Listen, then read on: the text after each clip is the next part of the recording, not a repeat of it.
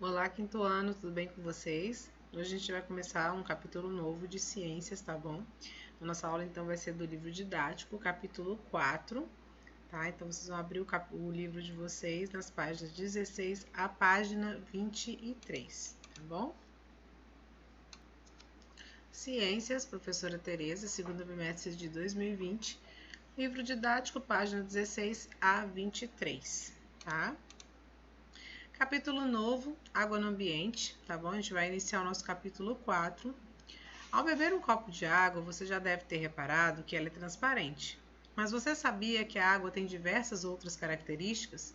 E como a água vira gelo? Será que ela é importante para fabricar produtos como alimentos, embalagens ou objetos? Nesse capítulo, você vai entender melhor as características, o uso e a importância da água, além de conhecer as respostas para essas e muitas outras perguntas. Gente, olhem na imagem que vocês têm no livro de vocês, tá? Na página 16, tá bom? É a mesma imagem que tá aqui para vocês na tela do computador. Reparem aí, porque fica melhor para vocês olharem no livro. O que a gente vê aqui na imagem? Qual o uso que a água tem para as pessoas, né? Aqui nós percebemos uma área onde a água aqui, ó, passando no centro, né? Daqui nós vemos uma área de irrigação, tá? Percebam que aqui, ó, a água tá saindo daqui, ó, e irrigando esta área, tá? Aqui criou um laguinho perto de uma residência onde tem criação de animais, tá bom? Abastecendo aqui as casas, tá? As indústrias ao redor e além de também de servir de lazer, né? A gente percebe aqui um pessoal acampando aqui na beira do rio, tá? Então, percebam que a água ela tem várias utilidades diferentes, tá? E é isso que a gente vai aprender. Quais usos a água tem, como a gente encontra a água, quais os estados físicos que a água possui, tá bom? Na página 17, nós temos uma letra de música, tá? Para a gente poder ler e interpretar, do Arnaldo Antunes. Então, diga aí, leia a letra da canção a seguir, que trata do caminho da água na natureza, o caminho que a água faz para chegar nas nossas casas, né, e para ser utilizada. Percebam, inclusive, essa imagem aqui que tem na música, uma parte da imagem aí, o que? A água chegando até o que? O copo de alguém, né, que é a água que as pessoas bebem, tá bom? Então vamos. Água. Da nuvem até o chão, do chão até o bueiro, do bueiro até o cano, do cano até o rio, do rio até a cachoeira, da cachoeira até a represa, da represa até a caixa d'água, da caixa d'água até a torneira, da torneira até o filtro, do filtro até o copo, do copo até a boca, da boca até a bexiga, da bexiga até a privada, da privada até o cano, do cano até o rio, do rio até outro rio, de outro rio até o mar, do mar até outra nuvem. Essa letra de música, ela faz um percurso, né, que a água faz na natureza, tá? O uso para tantas coisas que ela é utilizada. Então percebam de onde ela saiu e para onde ela vai, tá bom? Leiam essa letra de música mais de uma vez, tá? Pausem o vídeo, leiam a letra mais de uma vez. Quem tiver curiosidade, pode colocar o título e o cantor, né, Arnaldo Antunes, na internet, que vocês facilmente vão encontrar a música para ouvir também, tá bom? Agora nós temos as perguntinhas aqui relacionadas à letra da música, tá bom? Aqui, ó, não deu para aparecer porque as imagens eu tive que cortar para colocar para vocês, mas olha aqui também a água escorrendo para os bueiros e aqui ela sendo consumida também pelas pessoas, tá? Aqui a gente então vê as várias utilidades da água. E essa letra, se vocês lerem mais de uma vez, vão ver que interessante, né? O ciclo da água, por quantas coisas, né? Por quantos caminhos a água passa, tá bom? Vamos lá, número 1, que vai da nuvem até o chão, do chão até o bueiro e do bueiro até o cano. Nós estamos falando justamente de quem, né? Da água. Número 2, escolha um trecho da canção e faça um desenho que o represente. Nesse caso, vocês vão fazer o seguinte, vocês vão fazer o desenho ou no caderno ou numa folha A4 para anexar ao caderno, tá? Então, vocês vão identificar atividade do livro didático de ciências, colocar a página 17, tá? Do capítulo 4, identificar direitinho ou no caderno ou na folha, e vão fazer o desenho ali. Isso é atividade, é para ser feito, tá? Vocês têm preguiça normalmente de desenhar e de colorir, mas eu quero o desenho, esse desenho vai ser avaliado como atividade sim, tá bom? Quem não fizer vai ficar com a atividade incompleta, tá? Então, façam o desenho e deixem anexados com o caderno de vocês, tá bom? Quem fizer em folha separada, façam no próprio caderno, tá? Na número 3, explique o que o verso do mar até outra nuvem, no fim da canção, significa. O que a gente pode interpretar com esse do mar até outra nuvem? A gente vai aprender no decorrer do livro aqui que a água tem ciclos, né? Ela passa por fases. O que a gente viu aqui também um pouquinho já pela música.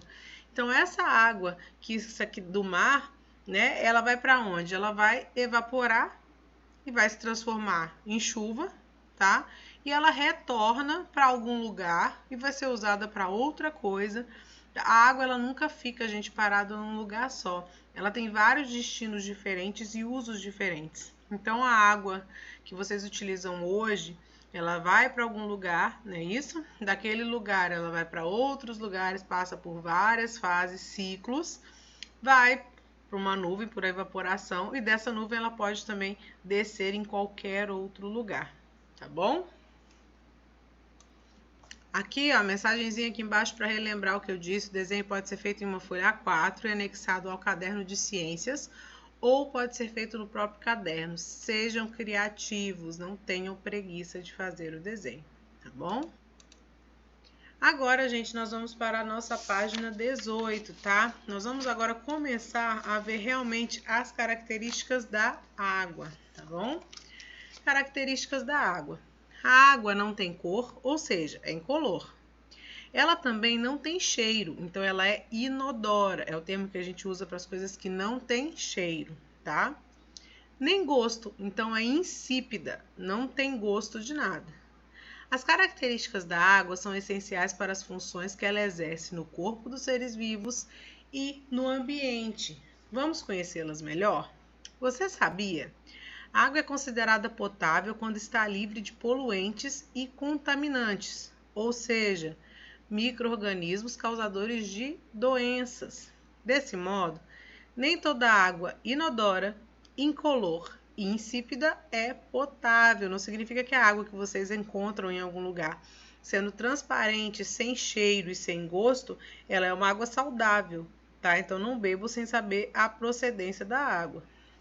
Por exemplo, a água da chuva coletada em um reservatório apresenta essas características, mas não pode ser ingerida sem antes receber tratamento, tá? Pois pode conter agentes causadores de doenças. Então, água para ser ingerida, para que vocês bebam apenas água onde vocês sabem a procedência e ela seja potável, tá bom?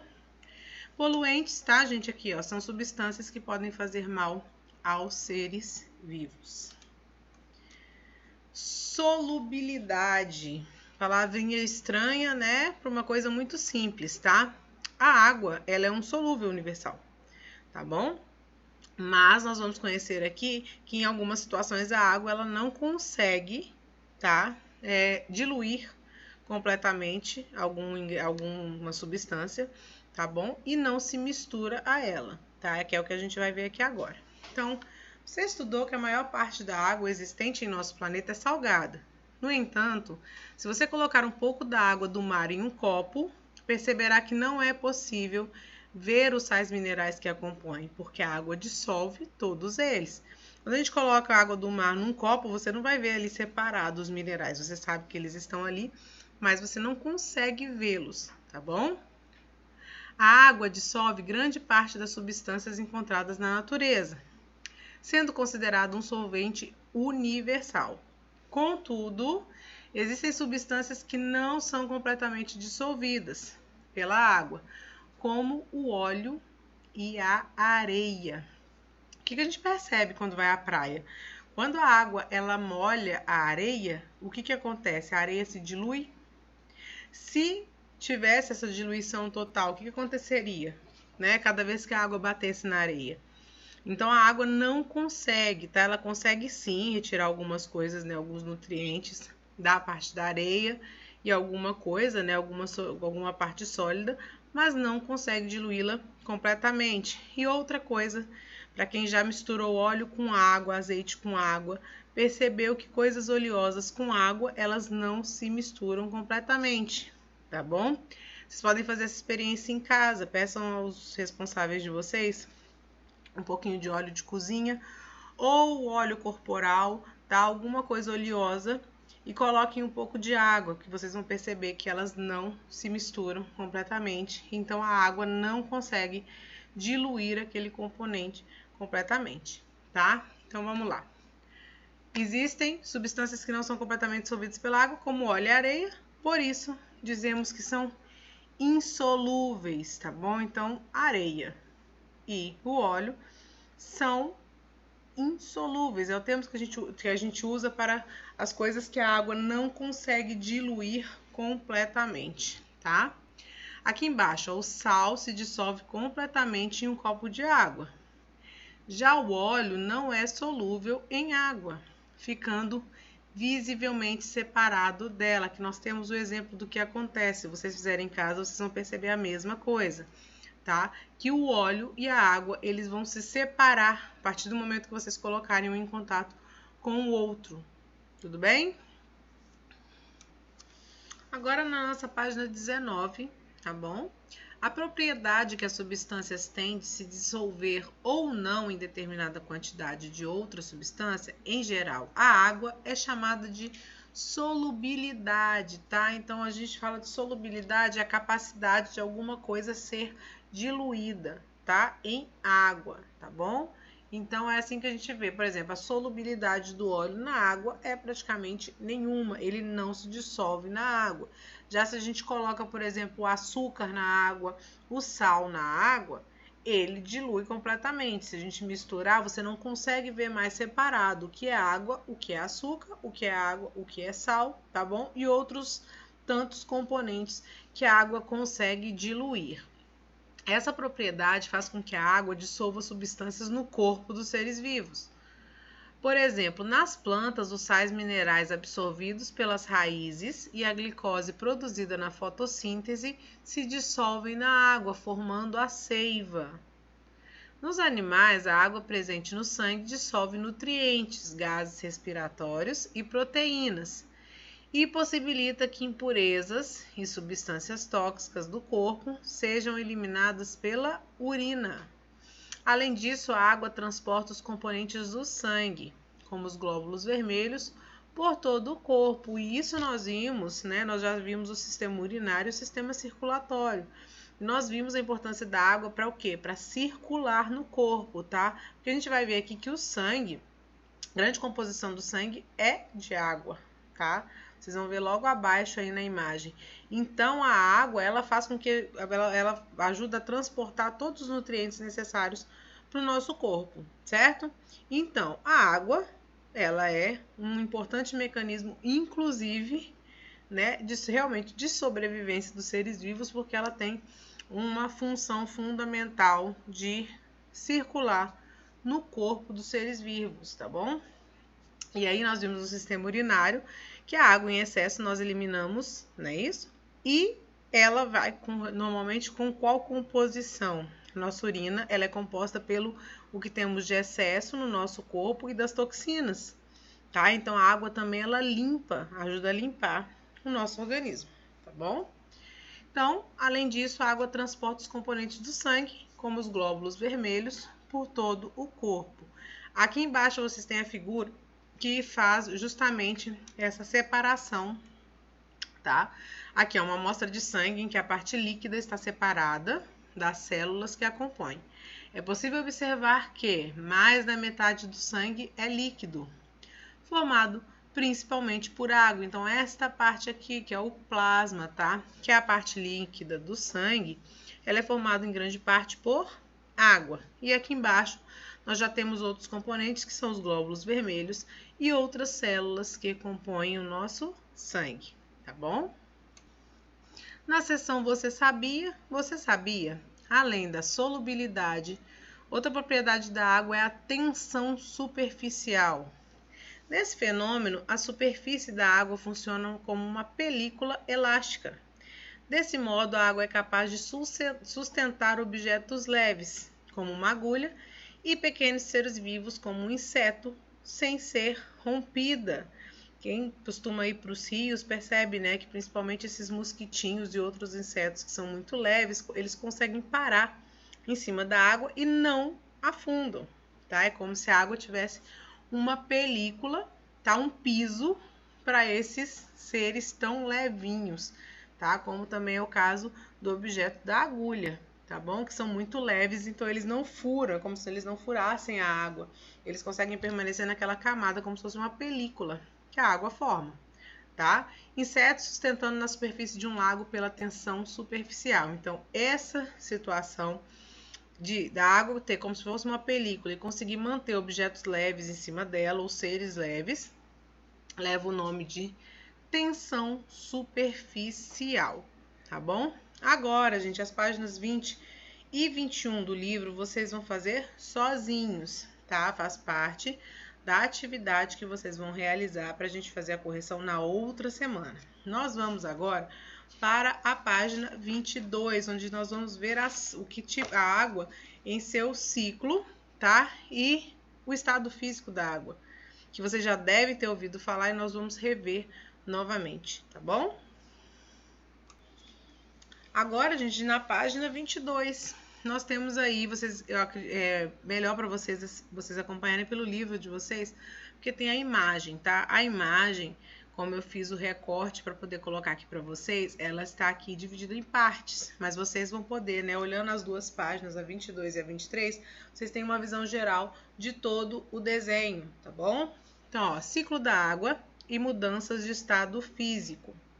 A água pode ser encontrada na natureza em 3 estados físicos. Isso aí, lá no ainda no Fundamental 1, lógico, né? Quem sabe até no infantil vocês já devem ter visto alguma coisa, né? Do que? Dos estados físicos da água. A água que pode ser encontrada em estado líquido, estado sólido e estado gasoso, tá bom? Vocês podem ter visto com menos detalhes, mas eu acredito que não seja assunto novo para vocês, tá? Líquido, gente, é a água que bebemos, sendo encontrada nos oceanos, rios, lagos, aquíferos, etc. É o que a gente mais utiliza, né? O que é desses estados, é o que nós mais utilizamos conscientemente, tá bom? Porque nós vamos ver que a questão do gasoso, a água em estado gasoso, tem aqui no ambiente a todo momento, está presente no ar que a gente respira, tá? Mas visível, tá? Visível, que a gente mais utiliza é a água em estado líquido, tá? Todo líquido tem água, tá bom? Então, é aquele estado, tá? Da água mesmo, do que a gente bebe, do que a gente toma banho, da água que sai do chuveiro, da torneira, e a água da chuva, do rio, do mar, etc, tá bom?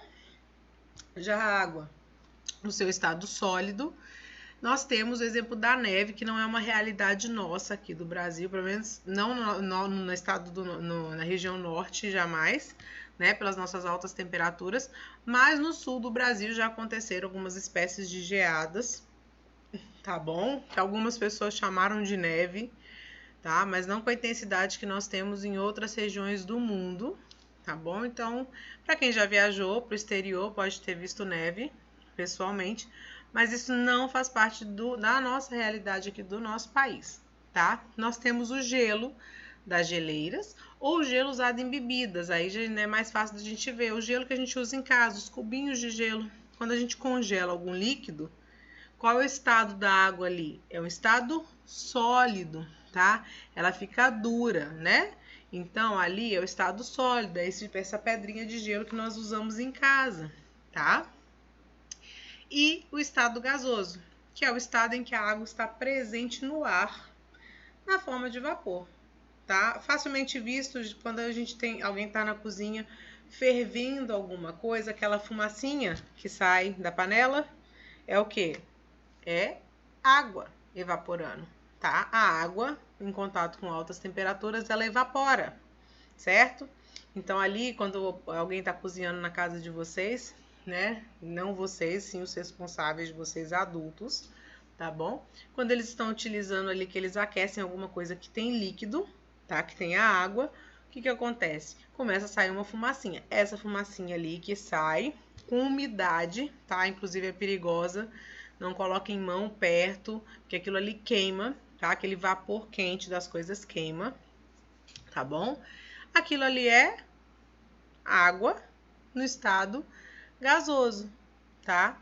Água no estado gasoso é facilmente visto também com quem gosta de tomar banho quente, quando liga o chuveiro, quando abre, né, a água do chuveiro, às vezes sai, fica no banheiro assim, quando a gente fecha, né, a porta do banheiro, fica aquele vapor dentro do banheiro parecendo uma sauna, tá? Isso também é o que? A água em seu estado gasoso, tá bom? Não há produção de água em nosso planeta. Isso é muito importante, gente. Por quê? Nós já tínhamos visto no capítulo 3 a importância da água para tudo na nossa vida. O fato de nós não conseguirmos produzir água é muito importante, porque a água que nós temos é a que já existe aqui. Não tem como a gente produzir mais água do que já existe no planeta. A diferença é que, como ela tem um ciclo, ela vai e volta. Lembra que a gente viu lá no comecinho a questão do ciclo, né? Do que vai acontecendo com a água, de onde ela sai e para onde ela vai. E é um ciclo que acontece o tempo todo, tá bom? Ela evapora, chove, ela volta. Em lugares diferentes, é utilizada para coisas diferentes, mas ela vai evaporar de novo, ela vai voltar lá para as nuvens de novo, vai se transformar em chuva, vai descer de novo, e isso vai acontecendo, tá? Como realmente um ciclo, tá bom? Mas ela não pode ser criada ainda. Então, não tem como a gente vir lá assim, eu vou criar água, produzir mais água. Isso não tem como, tá bom? Então, a água está constantemente circulando entre o ambiente e os seres vivos e mudando de um estado físico para o outro. Facilmente visto, como ele dá o exemplo ali das geleiras, né, gente? A geleira, ela é o estado líquido, o estado sólido da água. Quando ela vai derretendo, ela vai se transformando em líquido, e este líquido, quando evaporado, se transforma em vapor, que é o estado gasoso. Então, lá nas nuvens, em estado gasoso, ele se transforma em estado líquido, retornando em forma de água no estado líquido, tá bom? E assim vai acontecendo. É justamente por isso que chama-se ciclo. É uma coisa que acontece repetidamente e sempre acontece, tá? Então, água nós não produzimos, nós temos essa quantidade de água, ela está sempre se modificando em estados físicos diferentes, tá bom? E ela possui um ciclo. A água, ela cada hora está de um jeito diferente, em um lugar diferente, sendo usado para uma coisa diferente, tá bom? Por isso também a importância da sua preservação, tá? Agora, vocês vão observar as etapas desse ciclo. Olhem pelo livro de vocês. Vocês vão abrir o livro de vocês com as duas imagens, tá? De forma que vocês consigam ver as duas páginas, tá bom? Porque aí vocês vão conseguir entender melhor o esqueminha. Aqui eu tive que cortar as duas partes das imagens, mas no livro vocês vão poder ver ela por inteiro, tá? Então, abram por inteiro no livro de vocês. Seguindo aqui a sequência numérica, tá? A gente vai ver a sequência em que esse ciclo acontece na natureza, tá bom? Então, nós temos aqui o número 1, tá? Com o calor e o vento, a água, como presente nos mares e rios, passa do estado líquido para o gasoso. Então, ela evapora, certo? Ou seja, ela evapora. Esse processo chama-se evaporação, tá bom? Na outra parte aí, na outra parte da imagem, né, nós temos a número 2. Água liberada por animais, plantas e outros seres vivos pela transpiração também evapora para a atmosfera. É o caso do nosso suor, né, gente? Ele evapora. O suor, ele, depois que ele sai da nossa pele, tá? Sai pelos nossos poros, ele evapora, tá bom? Então, essa água também, ela passa pelo processo de evaporação. Na sequência numérica aqui, a número 3, tá? Que está aqui, ó. Quando atinge as camadas mais frias da atmosfera, a água no estado gasoso presente no ar pode passar para o estado líquido. Esse processo chama-se condensação e é essencial para a formação das nuvens, tá? Essa palavrinha condensação pode ser a palavrinha que vocês ainda não conheciam, né? Evaporação é uma palavra mais simples, que vocês já teriam ouvido falar, mas condensação não. Então, condensação, quando as camadas mais frias da atmosfera, tá? A água no estado gasoso, quando ela já foi evaporada, ela passa para o estado líquido, tá? Então, ela passa para o estado líquido, chamando-se de condensação, e é justamente isso que permite com que essa água volte em espécie de chuva, de gotinhas de chuva, tá bom? Já aqui na número 4, quando determinada quantidade de água se acumula nas nuvens, então quando a nuvem já está cheia, né, dessa água, a gente vê que tem o quê? Chuva, chove, tá bom? Esse processo é chamado de precipitação. Outra palavrinha que talvez para vocês sejam desconhecidas, tá? Então, quando a nuvem já está bastante cheia de água, ela precisa perder aquela água, perder aquele líquido. Esse processo chama-se precipitação. A água da chuva infiltra-se no solo e abastece lagos e rios, oceanos e outros corpos d'água, tá bom? Então, ela justamente, a água que evaporou, né, dos nossos corpos, dos corpos dos seres vivos, dos lagos, dos rios, dos mares, etc., ela retorna para a gente em forma de chuva, tá? Na número 5 aqui, ó, dependendo da temperatura, as chuvas também podem cair no estado sólido, sobre a forma de neve ou granizo, tá? Quem já teve a oportunidade de ver, no Brasil é muito comum, a chuva de granizo, são pequenas pedrinhas de gelo, né? Infelizmente, na maioria dos lugares onde isso acontece, elas fazem bastante estrago, porque elas estragam as coisas, né? Carros, tá? Telhados, porque são pequenas pedrinhas de gelo que caem em alta velocidade, podem quebrar, furar alguma coisa, tá bom? E machuca as pessoas também, se estiverem tendo contato direto com esse granizo. E a neve, para quem já teve a oportunidade de ver a neve também, né? Ela também cai do céu em estado sólido se estiver em baixa temperatura, tá? Essa passagem da água do estado líquido para o sólido, então do estado líquido para o sólido, chama-se solidificação, tá bom? Então chama-se solidificação quando ela passa do estado líquido para o estado sólido. É como se a gente colocasse a aguinha, né? A gente coloca lá, enche a forminha de gelo de água, enquanto ela passa pelo processo do líquido para o sólido, ela está fazendo o processo de solidificação, tá bom? Já aqui na 6, a gente já tem o caso do derretimento, tá? Que a gente tem falado bastante, né? O mundo tem falado bastante sobre o derretimento das calotas polares, tá bom? Então aqui, ó, a neve pode derreter, passando do estado sólido para o líquido, quando a temperatura aumenta. Esse processo é chamado de fusão. Então, quando eu tenho a neve em estado sólido, em contato com uma temperatura maior, tá? Ela começa a voltar a ser líquida e isso recebe o nome de fusão. Qual é o exemplo que a gente tem isso? Se a gente pegar um cubinho de gelo e colocar ele fora do congelador, né, em qualquer lugar e deixar, o que acontece com o gelo? Ele tem contato com uma temperatura maior, ele começa a derreter e se transforma no estado líquido, tá bom? Esse é um exemplo simples para vocês. Então, esse tipo de situação nós chamamos de fusão, tá? E a água resultante da fusão infiltra-se no solo ou escorre e vai para lagos e outros corpos de água. Então, esse gelo, tá? Ali tá dando o exemplo do caso do derretimento de neve, tá bom? Mas essa água líquida, ela escorre para outros lugares, ou ela se acumula no solo, tá? Ou ela vai parar em lagos, rios, mares, etc, tá bom? E finalmente a nossa 7, tá? A água da chuva que se infiltra no solo, tá? Aquela que foi absorvida já no solo depois que ela caiu, foi para onde deveria ir.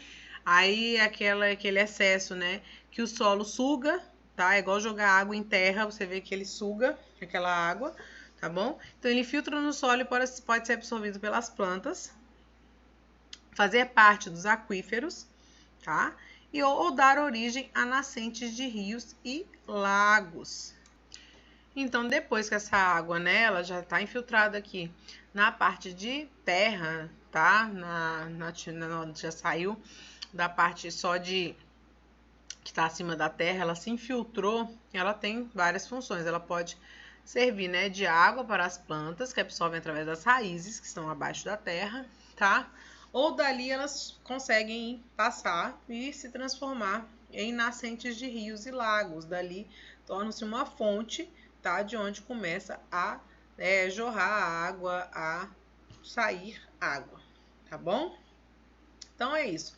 Agora, além das páginas 20 e 21, que vocês vão fazer de atividade, vocês também farão as páginas 24 e 25, tá? Sozinhos, referente ao que nós vimos sobre a água agora, tá bom? Inclusive, na página 25, nós temos uma atividade que vocês vão fazer, vocês terão que utilizar o material de apoio de vocês, tá?